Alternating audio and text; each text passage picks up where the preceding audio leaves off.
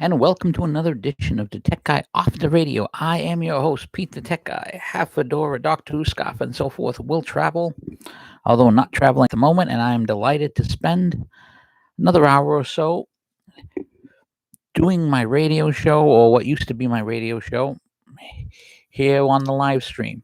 A lot to talk about today. We're not going to spend a lot of time with the preliminaries. I'm up here because, again, family's feeling better, but are a bit out to sleep. So over here being quiet so we can spend some time together and talk.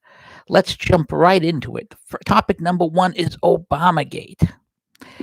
And when you think about what's been happening here, the revelations that have been coming out, it is rather astounding. At least it would be astounding if you don't consider where all of this came from. And I want to read you a bit about a piece called So It Was All Insurance. I'm going to skip bits and pieces of it.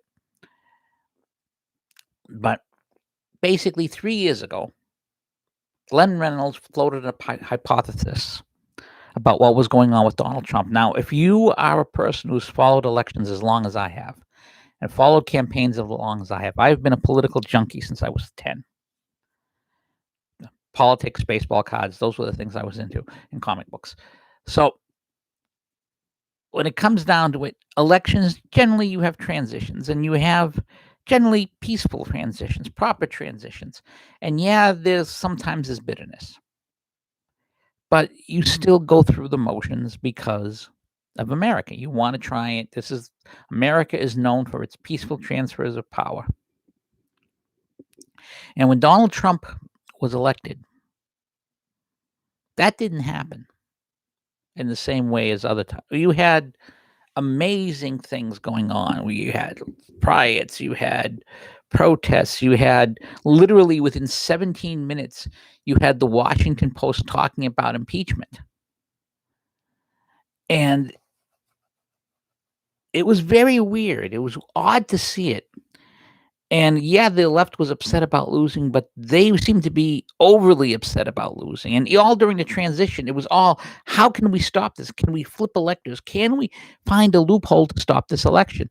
And at the time I was thinking, you lost an election. There's another one in 2 years for Congress and another one in 4 years for president. And I was asking myself, why are they overreacting to this degree? And I know the left has become crazier and crazier over the years, but this seemed to completely unhinge them. And my initial thought, and I think a lot of initial thoughts of people, was that the left actually believed their own hype about Barack Obama, that they believed that it was an age where everything was going to change, that this Barack Obama's election meant the left is now a permanent overclass. Well, Glenn Reynolds of Instapundit 3 years ago had a post up about some of the things going on with the attacks on Trump and the attempts to bring him down. And he floated a hypothesis. This is just after he was inaugurated. He says this hypothesis: the spying on Trump thing is worse than we can even imagine. And once it was clear that Hillary had lost and would inevitably come out, the Trump-Russia collusion talking point was created as a distraction. Now, last year, he said, he was commenting on some of the things that were going on. And again, it was so crazy. Again, remember, we had votive candles of Mueller and stuff like that. And he was quoting a piece from Roger Simon called "The Pre-Impeachment of Donald Trump Never Stopped." And here's a little quote from the piece. We all know why impeachment is really happening. And when I say all, I include especially the Democrats and the devoted media, allies, leaders. They know because they live in fear of what they've wrought and desperately want to hide or bury it under impeachment before it's laid out for the public. I refer, of course, to the imminent exposure, at least we hope it's coming, of the predicates of the Russia probe, especially the most despicable and seditious attempt to unseat a president in American history. This attempt to impeach or at that point interdict began not on or not long after June 16th, 2015, the day Donald Trump announced his candidacy. What is happening now is merely a continuation of the process that started then. Trump was the first president to be impeached before he was elected, a neat trick if there ever was one, in a manner of speaking. The groups behind the Russia probe wanted to pre-impeach him, and they never gave up, not even for a minute, even after the Mueller collusion investigation came up empty after 2 years of multiple millions spent. And remember, if there was some there, they would have found. They went all in to find it. They assumed that there was some there. But the key line from that is not that piece, which is nice, but this line from Glenn Reynolds at the time. This is October 6th, 2019. Such outrageous behavior makes one wonder how much more outrageous behavior it is meant to cover up. Well, apparently it was outrageous enough that Susan Rice, while apparently not having an autographed get-out-of-jail-free card, and for those of you who don't get the reference, there's the movie Clear and Present Danger, and the president decides to tell the CIA guy, this deputy CIA guy, I want you to do this. And he says, I'm not doing anything until I get something in writing saying that you ordered me to do it. And he gets something in writing. Jack Ryan's character, played by Harrison Ford, goes before Congress, says no troops, no this or that. And there's this great scene where Ford has just found out what's actually going on. You're broken the law. You're going to jail. So then, nope, I've got to get out of jail free card. And he pulls out this piece of paper and reads the letter from the president saying, you are authorized to do blah, blah, blah, blah, blah, blah, blah. He's over there. You don't have one of these, do you, Jack? Which is basically, I've been ordered to do this. This is not my responsibility. Now, Susan Rice was one of the Obama. Now, and remember, this is the same woman who went on all the networks and lied through her teeth concerning Benghazi. She knows a thing or two about things coming out that we don't like. Didn't have that autographed get out of jail card. At least we don't know if she has one. She may. But she made sure that she had the next best thing. And now I'm going to quote from a piece from the Federalist. On January 20th, 2017, just as President Trump was being inaugurated, former White House National Security Advisor Susan Rice sent herself a bizarre email detailing the January 5th meeting between her, Obama, and then Vice President Joe Biden, then Deputy Attorney General Sally Yates, and fired former Bureau of Investigation Director James Comey. In the email, portions of it which were not disclassified until recently, Rice recorded that Flynn, who at the time was an incoming national security advisor for Trump, was personally discussed and targeted during the meeting with Obama. Now, furthermore, and I'm quoting from a different piece here, this is from Powell blog. We have known for more than 2 years that on the day of President Trump's inauguration, and just minutes before she left the White House, think about this, just minutes before she left the White House, for the last time, Susan Rice, then President Obama's national security advisor, wrote a memo to herself about Russia. Specifically, she documented the fact, presumably for her later protection should the matter become public, that on January 5th, 2017, President Obama had directed her to lie to the incoming counterpart, General Michael Flynn, about the Russia investigation that was then ongoing, in which General Flynn himself was, unbeknownst to him, one of the targets. This deception violated all historic norms, but it was vital if the Obama holdovers, James Comey et al., would be able to continue their Russia investigation, a bare pretext for unraveling Trump's presidency post-inauguration. Now, put simply, a corrupt Chicago poll, Barack Obama, and his corrupt cronies went all in on corruption in order to prevent the election of Donald Trump. And when that failed, much to their surprise, and everyone else's surprise on the left, and to plenty of people on the right as well, once that failed, they went all in on Russia in order to provide insurance that their previous corruption would not be uncovered. We've seen this now for the last 3 years. And all of it, every single bit of it, has apparently been about protecting the asses of a bunch of Chicago thugs who use the power of the federal government against their political foes and don't want to be caught.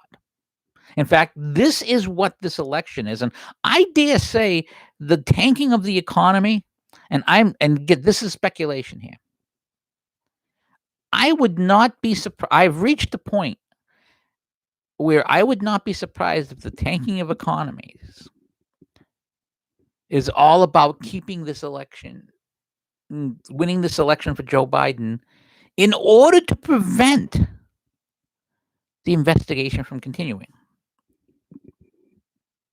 Because if this investigation continues, if Donald Trump is reelected and the rest of this comes out, this is going to be bad for these guys. Some are going to go to jail, mostly lower level guys, in my opinion. I don't know if they're going to be willing to go after the big guns. Plus, you still have to have enough evidence. You need enough to convict. Let's not forget that part, because there's two parts of this. There's, yeah, it looks like these guys are guilty, and there's, can I get a conviction? Because if they can't get a conviction, then they'll say, vindication. This proves I didn't do it. But there's really two questions left. How far will they go in terms of illegality in order to prevent the president's reelection, in order to keep the rest of this from coming out?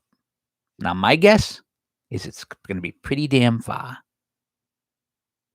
If they were all willing to do this before, they're going to be willing to go to the mattresses to protect us the election, to try and win this in order to kill us. This isn't about winning anymore. This is about covering people's asses.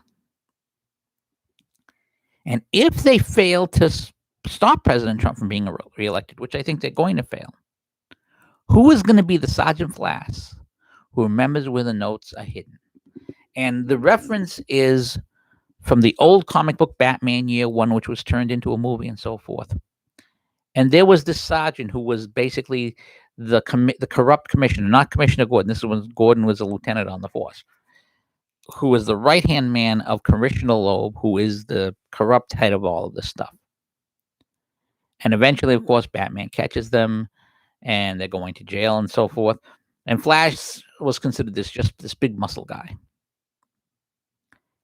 And there's this, on the vinyl page of the book, Gordon's promoted for captain. Then it shows an illustration of Flash on the stand, and it has this line: "Turns out Flash is smarter than anybody knew. He took notes on every little talk he had with Commissioner Loeb. Dates, times, it was all there. 2 weeks and 5 days in jail, and he remembered where they kept those notes." And it shows him on the stand testifying to this. Now, the significance of this is the following. I think the worst is yet to come. It would not surprise me to see some of those potential Sergeant Flasses from the previous administration suffer unfortunate accidents to keep them quiet under the Remo why take a chance rule. This will be unexpected, of course. Now, again, for those of you who don't get the pop culture reference, in the movie Casino, when the feds get all the old bosses, they're now in the courtroom being tried, and they decide to, and they're all in oxygen masks and so forth to make themselves look really bad, and they're discussing what they're going to do. And there's a guy named Andy who has been working with them for years and who knows everything. And they're going through the list, and all the mob bosses are saying, well, what are we going to do about this? What are we going to do to stop this? Now, Andy hasn't talked. Andy has shown no indication of talking. And they're going through the list. Each boss, he's a Marine. He's a stand-up guy, just like his father was. And they're all, and one by one, they're all saying, there's no way he's going to talk. He's straightforward. He's loyal. Everyone is agreeing that he's loyal. And then they get to the last mob guy, Remo, and he's over there. What do you think? He's over there. Well, Andy Stone, my thought is, why take a chance? I mean, that's how I feel about it. And so Andy Stone, played very well by comedian Alan King, gets gunned down. And then they start killing all the witnesses because that's what you do. You get rid of the witnesses. And in my opinion, and this is a terrible thing to say, but I'm going to say it anyways, a group of people who are willing to do this to their country, who are willing to go as far as they have already gone to try and get this going, are going to be willing to do that to keep people quiet. And what's funny is you already have more impeachment stuff coming. Byron York, in his daily newsletter, reports that House Democrats have been trying to get a look at secret grand jury material inside the Mueller report. Doing so requires a court order. And the case quickly rose to the Supreme Court on Wednesday night. The Supreme Court temporarily denied the Democrats' request until further review. House Democrats told the court they needed the undisclosed grand jury material in case they wanted to make another run at President Trump. Quote, if the material reveals new evidence supporting the conclusion that President Trump committed impeachable offenses, the House Judiciary Committee will proceed accordingly, including, if necessary, by considering whether to recommend new articles of impeachment. Now, the impeachment of Donald Trump ended February 5th when the president was acquitted. That was 106 days ago.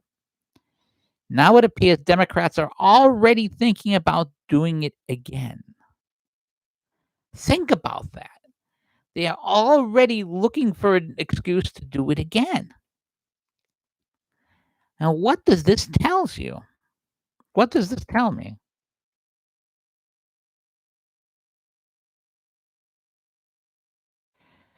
It tells you that these guys are still going for this stuff. These guys, this is important enough to them that they're willing to play this game. And they're playing it for the people in the bubble. And there are some people in the bubble that they don't care. That some of the people in the bubble are going to be in favor of this and go for it.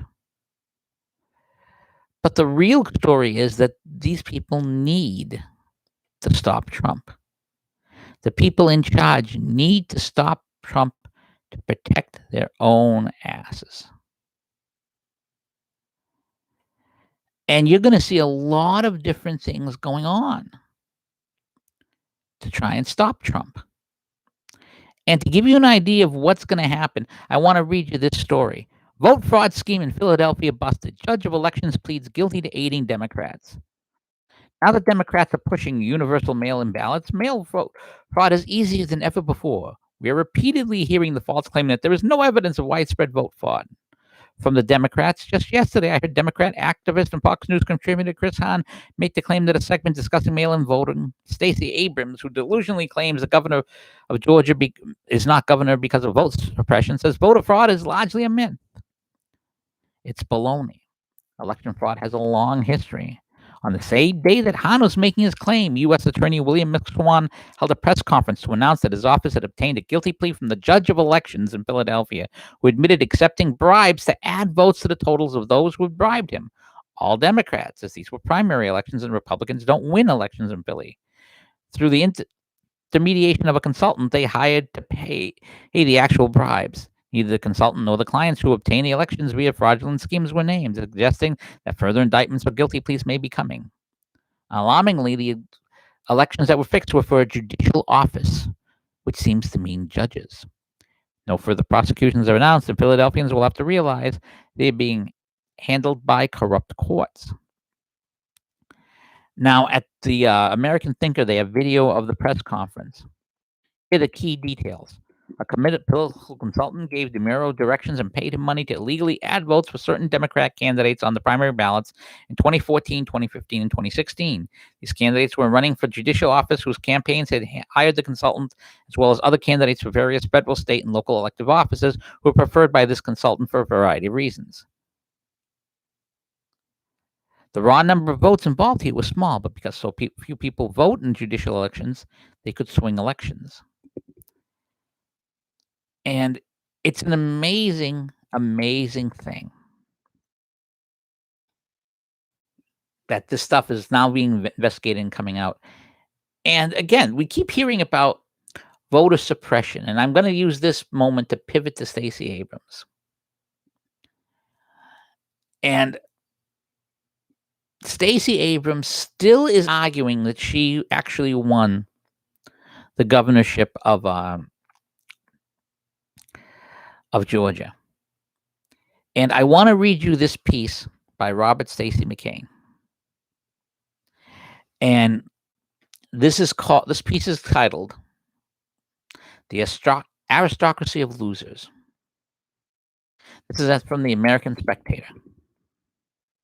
And I'm going to tweet out that I'm about to do this, if we can get a few more people. Okay.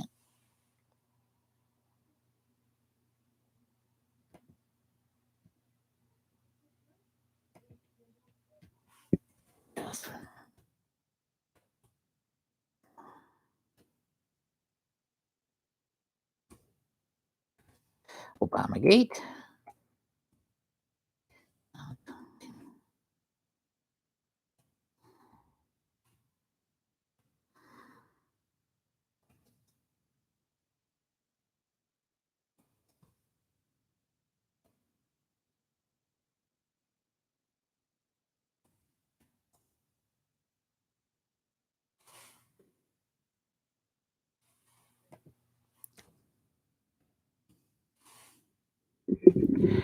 Okay, again, this is Robert Stacy McCain at the American Spectator. Even by the standards of the Washington Post, Sunday's feature on Stacey Abrams was remarkable. And by remarkable, of course, I mean ludicrous. The heliographic profile, which ran more than 5,000 words, likened her to a runway supermodel, included a silhouette photo of Abrams enshrouded by machine-made fog that provoked widespread derision on social media.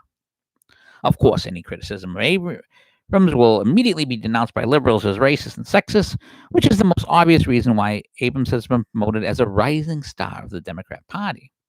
The liberal media enjoy nothing more than denouncing Americans as hate-filled bigots. Turning Stacey Abrams into a political celebrity viewed as a possible vice presidential running mate for Joe Biden gives journalists yet another opportunity to point to a accusatory figure. See, we told you, all these Trump voters are a bunch of deplorable haters. Now, what has Stacey Abrams accomplished will qualify her to be one heartbeat away, and that heartbeat belonging to a 77-year-old from becoming commander-in-chief. Her main claim to fame is losing an election. Think about what that means about her rising star for Democrats. Among other things, what it means is that Democrats and their media allies are still obsessed with the idea that President Trump didn't actually win the 2016 election. This unwillingness to accept the electoral verdict explains why the Russian collusion conspiracy theory by which Hillary Clinton's campaign sought to explain her shocking defeat gained so much traction. 2 years after Hillary lost to Trump, the Democrats promoted Abrams as a potential winner in the 2018 gubernatorial election, and the predictable outcome, she lost by nearly 55,000 votes to Republican Brian Kemp, became the seat for toxic conspiracy theater. Voter suppression supposedly explains how all those evil Republicans cheated Abrams out of the governorship. And if you're skeptical of that claim, your skepticism will be cited as proof that you are racist. And I want to divert here for a moment, because something came up on Gateway Pundit recently that is just hilarious in relation to that. Stacey Abrams is on a video chat, and she obviously she's being pushed as a vice presidential candidate for Biden. Abrams said that 50% of the population under the age of 15 is communities of color. If they are removed from the calculation, a white or more Republican voter base will be created. This is why Abrams and Democrats are fighting to count illegal aliens in the census and plotting the racist use of redistricting. Abrams is openly admitting she doesn't want white people governing. She's also admitting she wants illegal aliens to have power over American cities. And the quote is, quote, she laments illegal aliens are no longer able to elect anyone who represents them. Implying that this is what we Democrats have shot for. This voter fraud is what we're shooting for. We want the Republicans are trying to keep people from voting who illegal aliens from voting. How terrible! Now let's get back to the Stacey McCain piece. The rhetoric of the 21st century Democrat Party is as simple as a coin toss. Heads, you vote Democrat, or tails, you're a racist.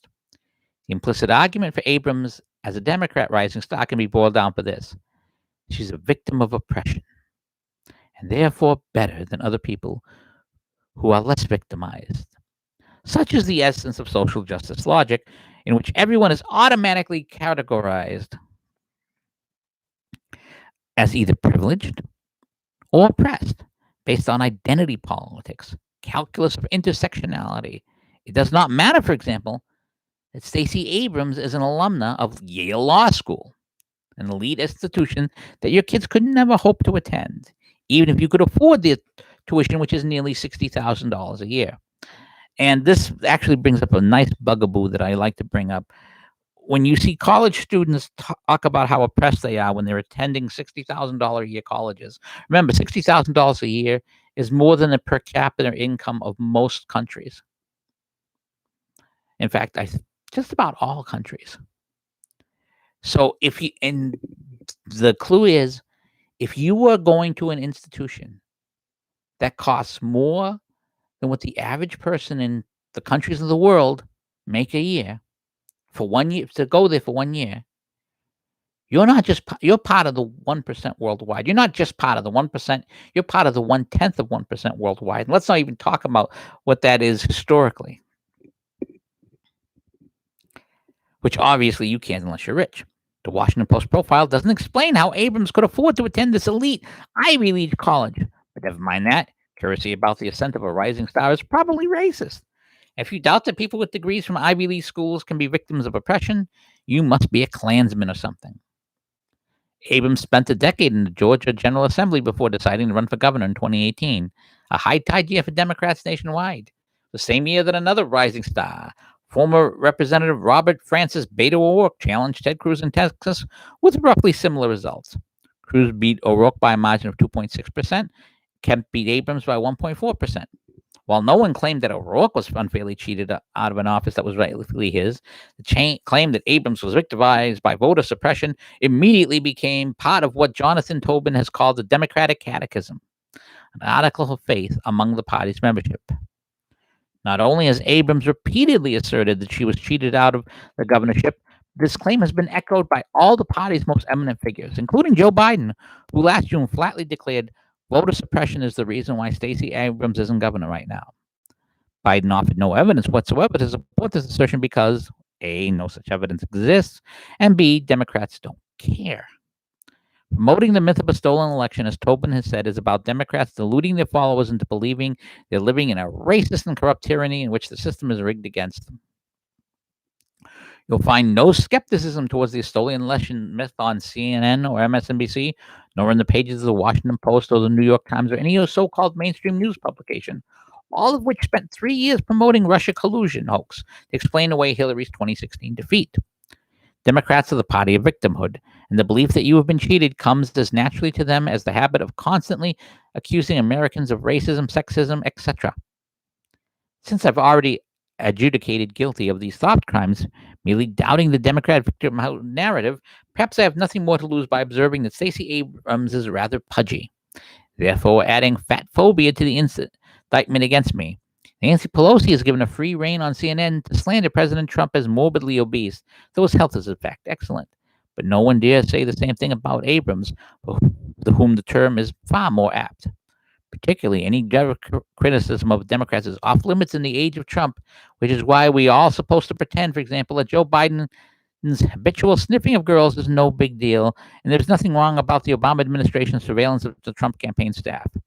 Democrats are always victims of injustice, never the perpetrators, according to liberal narrative, and skepticism towards this narrative is impermissible. And just to remind you how solid Biden is in terms of the sniffing girls thing, remember a couple of years ago, Reason Magazine's Remy did a parody of the song Old Town Road, and the song was really about building stadiums and how it's a waste of money for local communities to try and build stadiums, which I think is funny considering that all sports are closed and Worcester's busy building a stadium that fans won't be allowed to go into. Uh, but it has a little verse. The project touched me so much, I named it Joe Biden, the stadium. And again, this is years before Tara Reddy was, or Reed or whatever, was anywhere on the radar. Go back to the 1980s when the Republicans won 3 consecutive presidential elections by landslide margins. Reagan got 489 electoral votes to beat Jimmy Carter. 1980, they won every 84. They won every state except Minnesota in the defeat of Walter Mondale, and George W. Bush won by a comfortable 7 million popular vote margin with 426 electoral votes against Michael Dukakis. The GOP had clearly established itself as the party of winners, and Democrats were trying to figure out what had gone wrong. It was the low ebb that the Democrats began their strategy of cobbling together a coalition of the frustrated, the alienated, and the marginal. They started gazing at exit polls and doing focus groups and trying to figure out what kind of message might put them back in power. James Carville, Paul Begala, and Dick Morris were among the architects of Bill Clinton's candidacy. Between the eras of the Bush administration breaking his no new taxes pledge, a mild recession, and third-party candidate Ross Perot, they created the window for Clinton to win the presidency in 1992 with 43% of the vote. One key to Clinton's success was appeal to a particular demographic that his campaign strategists famously labeled soccer moms. Clinton's priorities and rhetoric were carefully aimed to appeal to suburban women, wooing them into the Democrat column. Bill was a heck of a wooer, by the way. You know that having a hound dog appeal that Al Gore just couldn't match. Then came the Florida recount fiasco of 2000, which George Bush became president by the narrowest of margins. Gore and his supporters claimed the election had been stolen by Republicans, and thus was born the idea of voter suppression. The assertion that black voters were somehow being disenfranchised gained credence among liberal true believers during the 8 years of the Bush presidency, and subsequent success of Barack Obama did nothing to uproot that myth. When Trump upset Hillary in 2016, shocking all pollsters and pundits, the suppression claim was resurrected like the Frankenstein monster. It was easy for Democrats to believe this because, as anyone could see from the results, Hillary had failed to energize minority voters the way Obama had done, whereas Trump had tapped into a hitherto unnoticed, at least unexploited demographic of white working-class voters and Rust Belt states unhappy with the economic effects of globalization. Blue-collar white voters chose Trump over Hillary, and to the shock of all the pundits who thought Democrats had permanently captured the soccer mom vote, Trump even won 53% majority among white females. Adding in at the 2016 election results and exit polls, some intersectional analysts found a new villain, white feminism. From this perspective, Democrats had failed to prioritize women of color, WOC, and other marginalized groups. What Democrats needed, according to the analysis, was more identity politics, not less. And for this reason, that Stacey Abrams, who had previously been an obscure state legislature, suddenly became anointed in 2018 as a rising star. The same way another woman of color, Alexandria Ocasio-Cortez, was anointed. The main difference between Abrams and Ocasio-Cortez is that Georgia is not a congressional district in Queens. That is to say, running for governor as a Democrat in a state that Trump won by 5 points is a lot different than running for Congress in a district where Hillary got 77% of the vote. Once AOC beat Joe Crowley in 2018 Democrat primary, she was a lead pipe cinch in the general election, whereas Abrams was trying to win a statewide race in Georgia, which hasn't elected a Democrat governor since 1998. And in fairness to AOC, Joe Crowley lost that race because AOC talked about local concerns and Crowley being interested in national things, which is kind of ironic from considering what we've seen from her. But Crowley deserved to lose that race. I have a problem with AOC's positions. I had no problem with her going after Crowley and winning that race. Back to the piece. None of this matters to the Democrat propagandists in the media who have bestowed upon the rising star mantle on Stacey Abrams. Her loss in 2018, to their way of thinking, is proof that Abrams is a victim. And this victimhood confers sort of a secular sainthood on her. It is an upside-down worldview in which losers are better than winners. Obese middle-aged women are supermodels. Yale Law School graduates suffer from systematic oppression, and an elderly man who likes to sniff young girls is a hero to feminists. One possible explanation for this bizarre worldview was offered a few years ago by an anonymous blogger who described what he called biological Leninism. Again, the genius of Leninism was in building a ruling class from scratch and making it cohesive by explicitly choosing people from low status groups, ensuring they would be loyal to the party given they had much to lose. If you live in a free society and your status is determined by your natural performance, then it follows that to build a cohesive Leninist ruling class, you need to recruit those who have natural low status.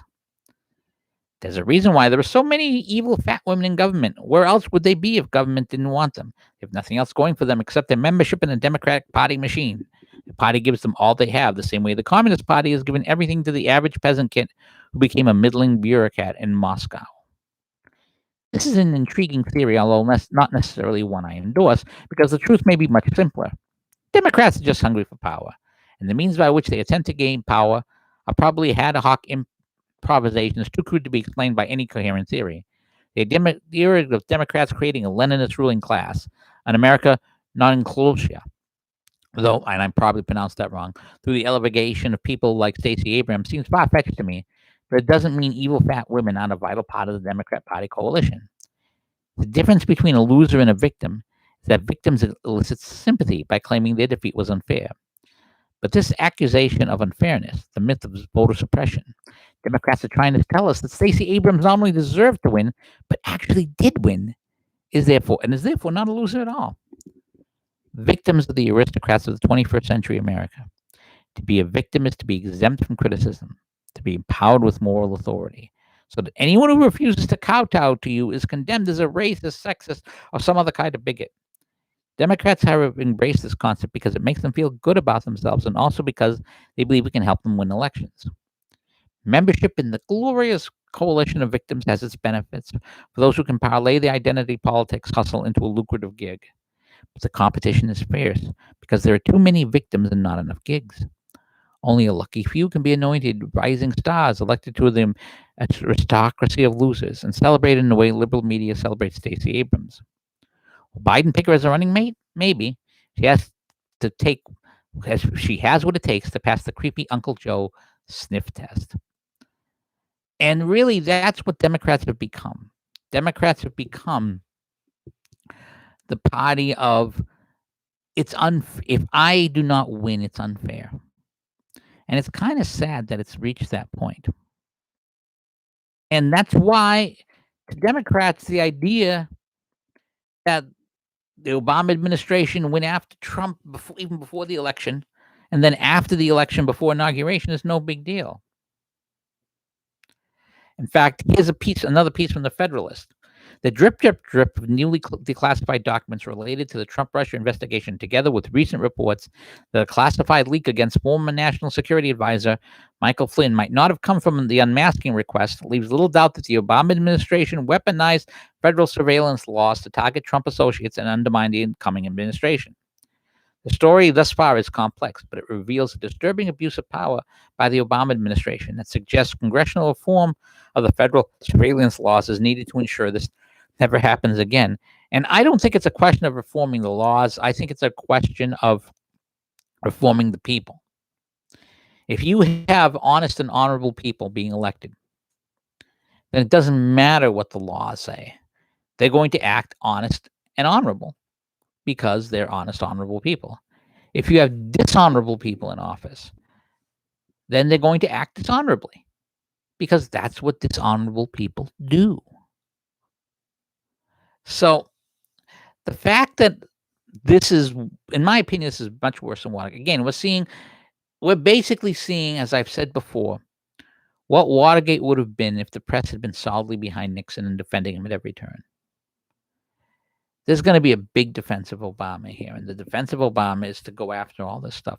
They're going to downplay every single bit of this. They're going to play it to the hilt, saying, "Oh, this is normal," and we've already seen this is normal stuff.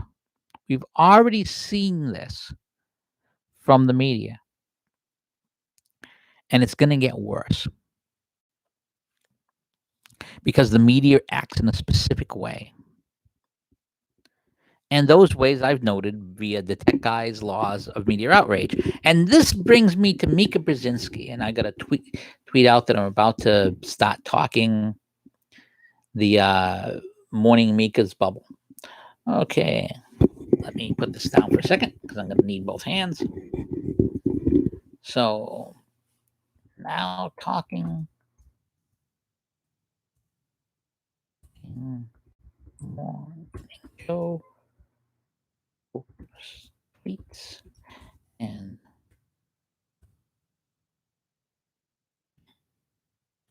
does bubble.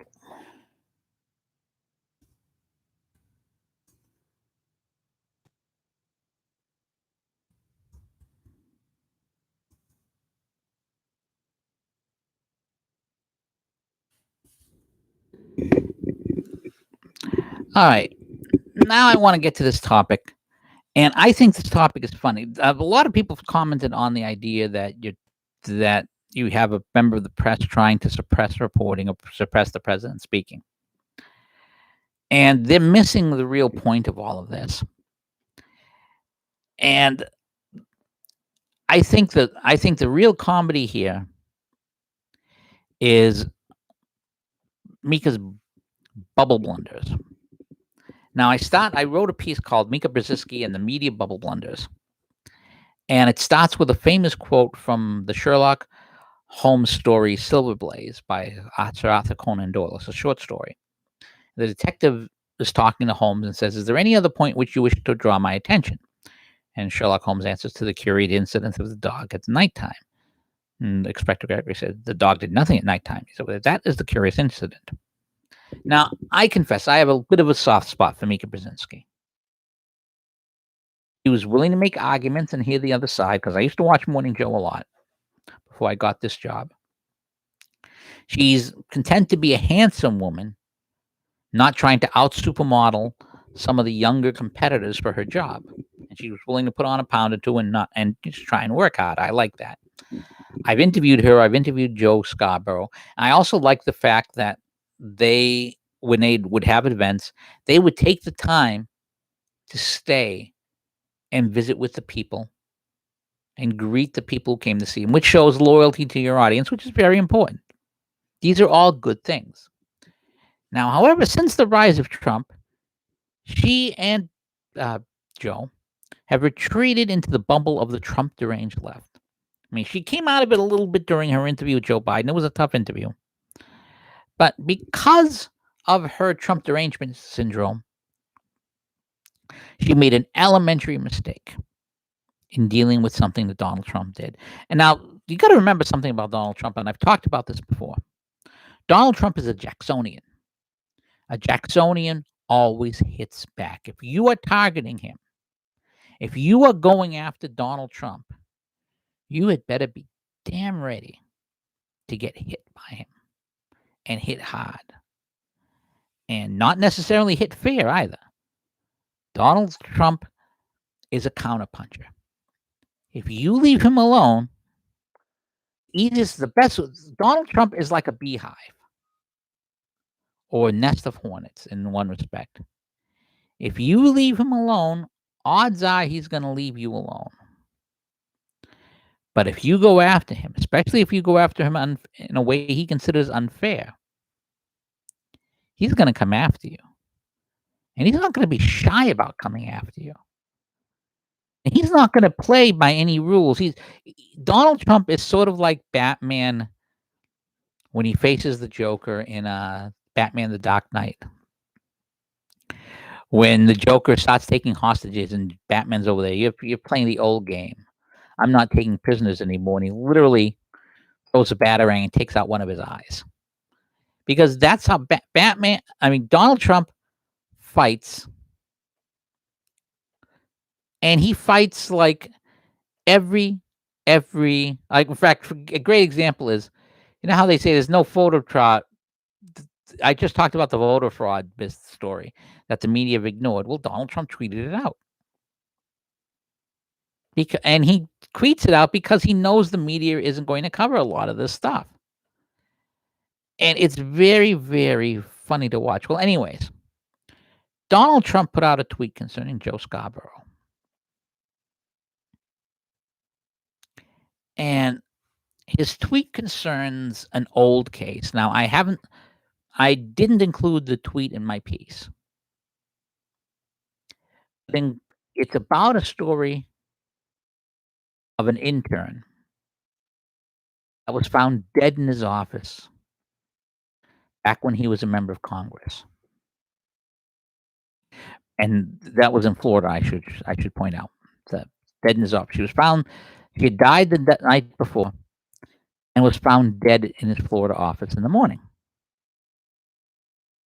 Now, Mika did not take kindly to the president bringing this up in a tweet. I mean, Mika Brzezinski ended up, she was Joe Scarborough and her had been together on their show, Morning Joe, for a long time. She eventually divorced her husband and married him. I'm not going to comment on that decision, but they're very close. And she was really, she's a wife defending her husband. And in one respect, a wife is going to defend a husband, especially concerning something as serious as this. Because remember, this was literally 20 years ago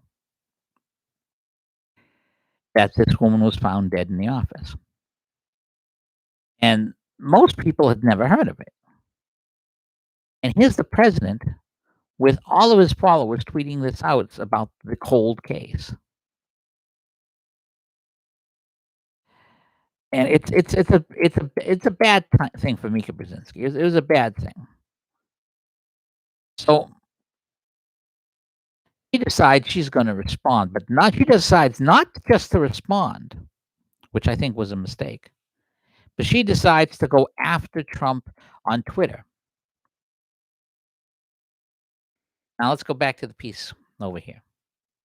Because of the TDS, she made an elementary mistake, one that she didn't make when the show quietly passed over the Jeffrey Epstein business during the last campaign, loudly insisting that Twitter take action against Trump after he alluded to an event concerning a female intern who was found dead in her now husband's office 2 decades ago. Quote, Mika Brzezinski went on a call to Twitter to censor Donald Trump and said Silicon Valley company will be hearing for her. But the germs you're spreading on Twitter, first of all, Twitter, you shouldn't be allowing this and shouldn't be taking these tweets down. You should be ashamed of yourself. You'll be hearing from me because this is all BS. But Donald, you're a sick person, said Brzezinski, continuing her rant. You're a cruel, sick, disgusting person. You can keep tweeting about Joe, but you're just hurting other people. And of course, you're hurting yourself. Brzezinski continued her pressure campaign on Twitter, calling on the CEO, Jack Dorsey, to take down President Trump's tweets saying they would make the world safer. Now, it's never good when the president tweets out a story that one prefers remains forgotten. If such a thing is going to happen, the best time for it to happen is right now during a national crisis where there are plenty of other things to distract people from it. Thus, even though the story might be painful and damaging, it's likely to fade away pretty quick. Alas, when you live in bubble world, such considerations don't enter into one's reasoning, and Mika decided to make a very public counter, which is likely to have a bad effect, as explained by this excellent Twitter thread from a person, Carlos Oswida. And he had a long thread on the subject. And he tweets out, you're simply doing what you do to him. Your strident complaining simply shows how unfair you are. It's as if you're a paid Trump agent, and you're obviously unfamiliar with the Streisand Effect. Now everyone's going to look into what Trump was talking about. You even explained it to them. Why would you give people a roadmap? And he goes on explaining why this was a bad idea. Now, you see, a lot of the people on Mika's side of the fence are likely not aware of this Joe situation and may not have even seen Trump's tweet because a lot of them probably don't follow Donald Trump. But her decision to bring it up means that the folks will ask questions. At least some folks will. And given the cynicism of the age, such people are more rather than less likely to draw a conclusion that Mika and Joe don't want drawn. Now, if Mika was outside the bubble, she would have realized that silence would have been the second best defense here, and she would have employed it.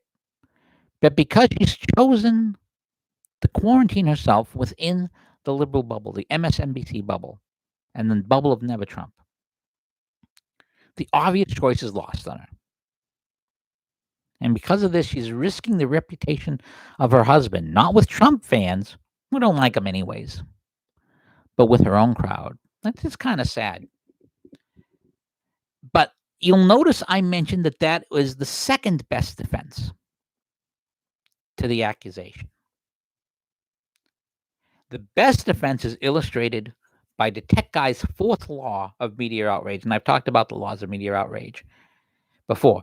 The fourth law of DaTechGuy's media outrage states the degree of media exposure or the corruption or illegality committed by any individual or organization under investigation is directly proportional to its distance from the media's ideology. In other words, if a person, you'll notice that voter fraud case I mentioned, the media has not been interested in it because the corrupt people doing the corrupt things is very close to the media ideology. Now, if that guy, election judge, had been a Republican, and they're far from the media ideology, it would have been the lead story. And that's the key to this case. Lori Klautzis, and I don't know if I'm pronouncing her name right, was found dead on July 20th, 2001 in Joe Scarborough's office. She was a young intern. Now, at the time, this is July 20th, 2001, the left was still reeling from George Bush's election. And they were deep into Bush derangement syndrome, and they would not get rid of that Bush derangement syndrome. It would not dissipate at all until another 53 days later when Al-Qaeda would change the subject for a while in the U.S. So this leads to an obvious question. Now, Joe Scarborough, and now think about this. Does anyone for one moment think that the mainstream media, still angry over Bush's victory and the Clinton impeachment that Joe Scarborough voted for, he was a Republican in good standing, he was considered a conservative Republican, would not have jumped all over this story and made it nationally news? Now, also consider that Joe Scarborough had been reelected at the same time Bush had been reelected, but ended up resigning his seat on September 5th of that year, ostensibly to spend more time with his family. So, under 50 days, the intern dies in the office. Under 50 days later, Joe Scarborough decides to resign. Luckily for him, a week before September 11th. And you don't think the media is going to jump on this? After all, you have a GOP congressman representing one of the most Republican districts in the state, a Republican who voted for Slick Ridley's impeachment with a dead female intern in his office. That would be a godsend for the left. Would this not have led CNN? Would this not have led MSNBC? Would not the New York Times and the Washington Post use it as a club, asking every GOP member or the cabinet with devastating effect? Would they not, when that congressman resigned 7 weeks later, suggest it was proof that something was up? Would this not be a campaign issue in the special election with demands that each GOP candidate call for a fuller and deeper investigation? And again, I want to remind you, this is the Joe Scarborough of 2001, the conservative Republican who voted for Bill Clinton's impeachment. Not the Joe Scarborough of 2012 who likes Barack Obama. Not the Joe Scarborough of 2016 who was all in on Hillary Clinton. Not the Joe Scarborough of 2017 who publicly left the Democrat Party. And not the Joe Scarborough of today who is Mr. Never Trump. Joe Scarborough was an average, everyday Republican representing the most Republican district in Florida. Don't you think if there was some there, the Democrats would have, and the media would have gone after this whole hog? You bet their ass they would have. That tells me that there's no there. That's why I think that despite the president's tweet, this was probably just a fall. She probably fell and hit her head, which is what the medical examiner, and let's face it, and there's some evidence that the medical examiner has a little bit of a shady past, but that's what the medical examiner concluded. And while it's normal to be suspicious of this, there's nothing wrong with suspicion there. If anyone thinks for a minute that the Democrat media, who, while not as biased openly as they are today, were still mouth organs for the Democrat Party, would not have jumped all over this. They're gonna. Oh, you think that just because he resigns, they're gonna not jump all over this? Are you kidding me? They would have been all over this. This was a chance to attack the Republicans in a strong area where they were. Could have hurt them throughout the state. Could have hurt them nationally. Remember with Bob Packwood, they used that against the entire Republican Party. You think they wouldn't have done this? Of course they would have if they thought there was some there. But the media, it's like Mueller.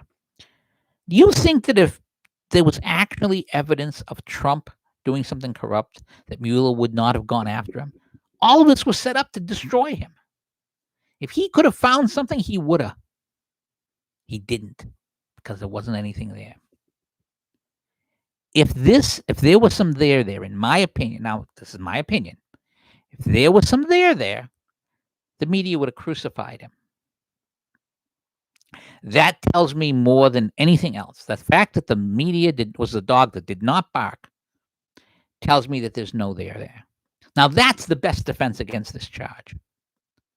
But Mika Brzezinski can't make that defense.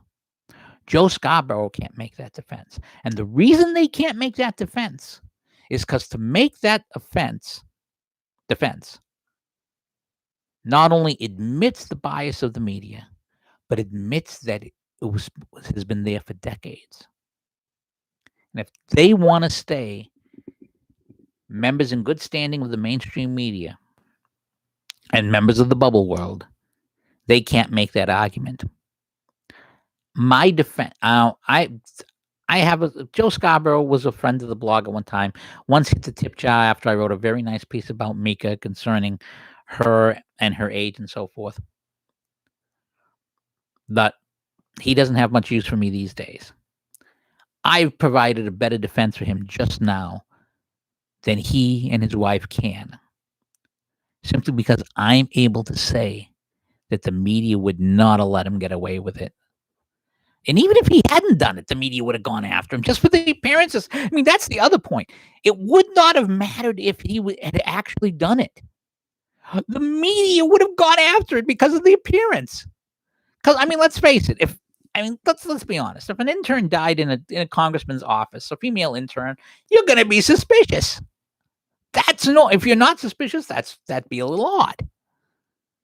The media, it wouldn't have mattered. They would have gone after him. They didn't. That's the defense. They can't use it. And that's what living in the media bubble does. And the other problem with living in the bubble is that if you're in the bubble, you don't see certain things coming. And one of the things that they did not see coming, the bubble people, was what happened in Staunton, Virginia. Now, you'll remember Governor Ralph Northam. The Democrats won in Virginia and immediately started going all in on lefty stuff. And when Northam was revealed to do the blackface or the Klan hood, we don't know which one was him. They decided to let it go. Northam decided, I'm going to stay. And once he decided that he wasn't going to get out of the way, and especially since the person behind him was apparently credibly accused of sexual assault, there was a chance a Republican could end up getting that seat. Once he decided he was going to stay, and politically it was the smartest move he had. They went all in on him. Now, there's a place called Staunton, Virginia, and I misspelled the name in my blog post here, and I do apologize for that. I will correct it now on the post.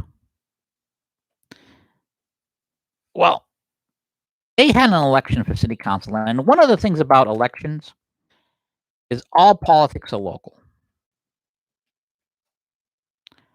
And Tip O'Neill talked about this, and one of the reasons why local politics is so important that people miss is that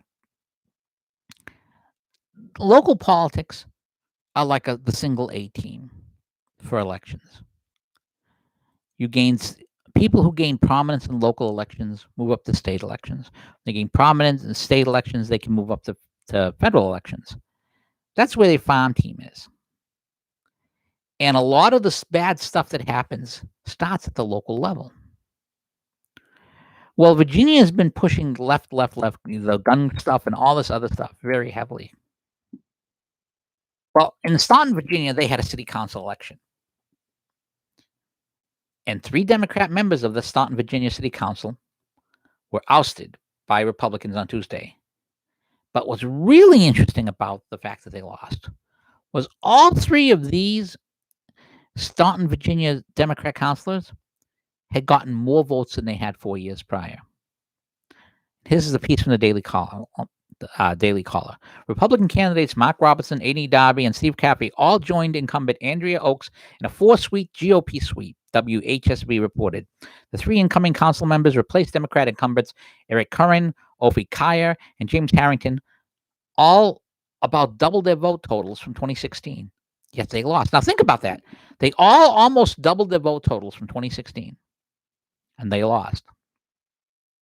Local outlet Augusta Free Press reporter Chris Graham called the results stunning almost beyond words. Democrats got their votes out better than they have in the May cycle. Republicans got turnout more akin to not quite a presidential year, but approaching gubernatorial. Graham cited gun control legislation in the state as well as the COVID-19 lockdowns as the key turnout drivers for Republicans in the city. Overall turnout was 4,320 with a total of 17,279 votes cast. For comparison to previous cycles, and remember, 4 city councils, you could vote for more than one. For comparison to previous cycles, the 2018 local election had 7,068 votes cast for 3 seats, which would work out to 2,356 individual voters turning out. Back in 2016, the most recent until Tuesday 4-seat election, total cast was 6,325 or 1,581 individual voters. So in other words, 2 to 3 times the normal amount turned out. And what makes this interesting is this city voted for Barack Obama twice. This city voted for Hillary Clinton. This city voted for Terry McAuliffe. This city voted for Ralph Halton and gave a solid majority to Jennifer Lewis in her 2018 run against Bren Klein. And now the Republicans have taken it. And why have the Republicans taken it? Well, there's 2 reasons. The first is because Virginia decided to go full lefty. You never go full lefty. The second part about this is the lockdowns. They decided to go full totalitarian. You never go full totalitarian. One of the geniuses of Ted Kennedy was that he always took a little piece at a time until he had everything he wanted, even if it took years. It is an amazing thing.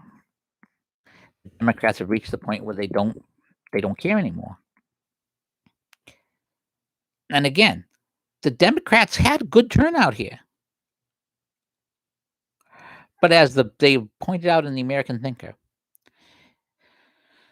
Virginia has seen some fearful abuse from Democratic rulers, gun control legislation that makes no sense in Virginia's hinterlands, and the coronavirus lockdown, which was a death sentence for small business. But this also follows a string of GOP special election pickups, some with the lockdown on the table. In Deep Blue, Connecticut last March, 2 seats were flipped into Republicans in state legislature elections, one by a candidate with a difficult-to-sell last name, Bizarro.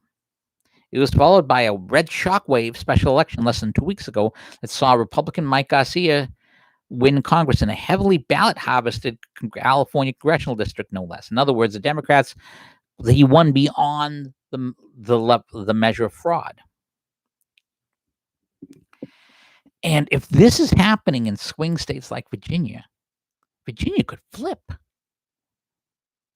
And if Virginia flips, this election is over. And I mean over. I think the Democrats have overplayed their hand. I think they've overplayed it huge. And I think the result for them is going to be disaster. And I'm sorry, guys. If you got this is what happens. This is what happens when you advance an aristocracy of victims. This is what happens when you run the White House and the things like the FBI, like a corrupt piece of the Chicago machine. This is what happens when you live inside the bubble world. You don't see the consequences of what you're doing. Well, Democrats, the bill is now coming due. And James Carville's confident pronouncements notwithstanding, I think this is going to be a very bad election cycle for you. Well, that's all the time we have today. If you liked the video, please give it an up arrow or subscribe. Because remember, the reason why I do this, the Tech Guy Off the Radio, is I'm trying to get a few more followers on the site, trying to get enough followers to monetize the YouTube channel, and I'm trying to raise about $180 more a month in tip jar hits. We've already hit that goal for this month. I want to thank people who've kicked in. But if you like it, please check us out. And we will be back Sunday morning. I should say Monday morning at 12:35. People are well in the house again. And because people are well in the house again, I feel good about doing the show after I get home from work. Monday is Memorial Day. So I will be here Memorial Day, 12:35 a.m. for the midnight court edition of the Tech Guys Off the Radio live stream podcast. But until then, the Tech Guys AM court is now adjourned. Thanks for joining us. You take care.